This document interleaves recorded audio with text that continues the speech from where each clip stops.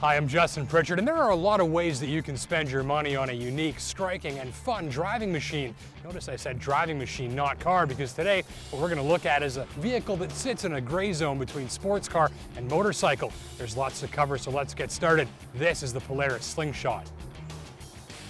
It looks like the designers were told to break up any more than 3 square inches of smooth bodywork with some sort of angle or edge or vent. It's styled like a figment of a 10-year-old gearhead's imagination. Seeing your first Slingshot on the road is like seeing your first man bun. You're like, what the heck is that? Then you stare and maybe smirk a little, and it looks a bit out of place and curious, but that's fine. Let's clear this up off the bat. The Slingshot is not a sports car, and it's also not a bike, which is good because I'm not a bike guy. But it is fast and fun, which is something I have experience with, so I'm going to tell you what it's like to drive the Slingshot with my car guy hat on, as it were, or actually helmet in this case, since they're mandatory in this car, bike thing. Slingshot is like a car in that it has a steering wheel, an interior, seat belts, 2 seats side by side, and that you feel funny walking away from it without remote locking the doors because there aren't any. And you only need a car license to drive one, but it's also like a bike since it has rubber seats and you can't take it through a car wash, and it's one-wheel drive. That one rear wheel is driven by a carbon fiber reinforced belt attached to a 5-speed manual bolted to this 2.4-liter Ecotec 4-cylinder straight out of your grandmother's Chevy Cobalt. You get 173 horsepower, and the Slingshot only weighs about 1,700 pounds, so unlike grandma's Chevy, this thing has the power-to-weight ratio of a proper sports car. You get in climbing over the tube chassis segments and pulling the tilt steering into your lap. There are 2 cup holders, a stereo, cruise control, a glove box with power outlets, and the whole interior and the storage compartments, including these lockable ones behind the seats, are waterproof. The fit and finish and detailing call a power toy to mind, but like a sports car, the Slingshot fires up with the tap of a red starter button, and you slip the nicely weighted, precise shifter into gear, get off the clutch, and away you go. This fantastic gearbox lies at the center of the driving experience. Easygoing clutch action, forgiving bite, great feel in your hand, and with shorter gears and the Slingshot's light weight, it'll effortlessly handle daily driving traffic with absolute ease. Visibility is challenging, the Slingshot is tall behind you, and mirror positioning is vitally important.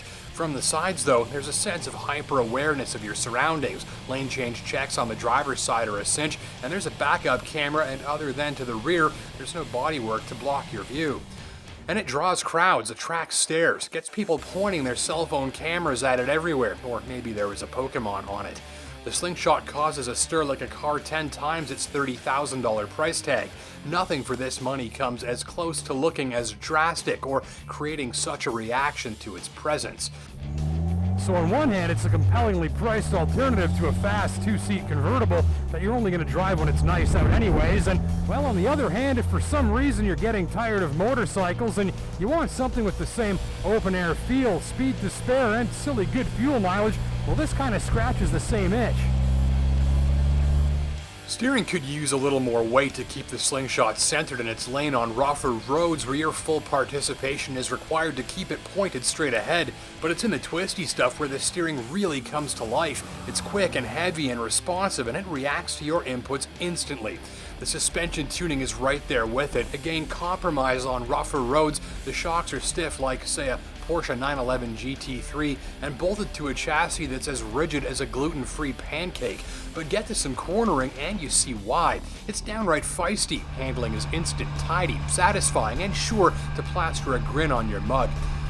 And with only one rear wheel, you can very easily steer the Slingshot around corners with the throttle if you're delicate. That single rear wheel puts the power down confidently with minimal slipping and squirming from the rear end, as long as you're being reasonable.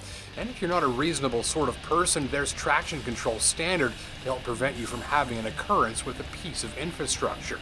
The engine and driveline are loud but very smooth, and the Slingshot lives up to its name. When you drop the hammer in a lower gear, it just bites in and hauls away from where it was with a pleasing ramping up of engine tone and a solid press into your seat. Careful around town, it's easy to accidentally get way past the speed limit.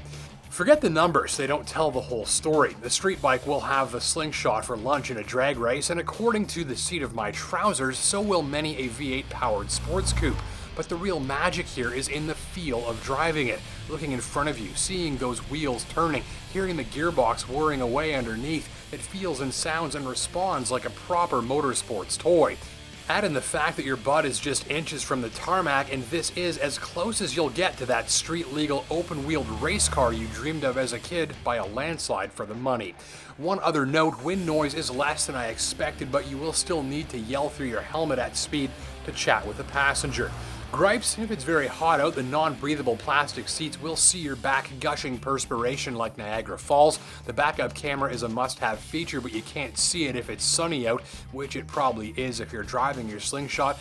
And the headlights, well, they're okay, but if you'll drive plenty after dark, Polaris will sell you some accessory lighting provisions, which I would highly recommend. Ultimately, it's a little weird, a little different, and very unconventional, but it's got the sounds and the moves and the looks and the feel and lots of that open-topped magic to put a grin on your face with every drive. Thanks for watching.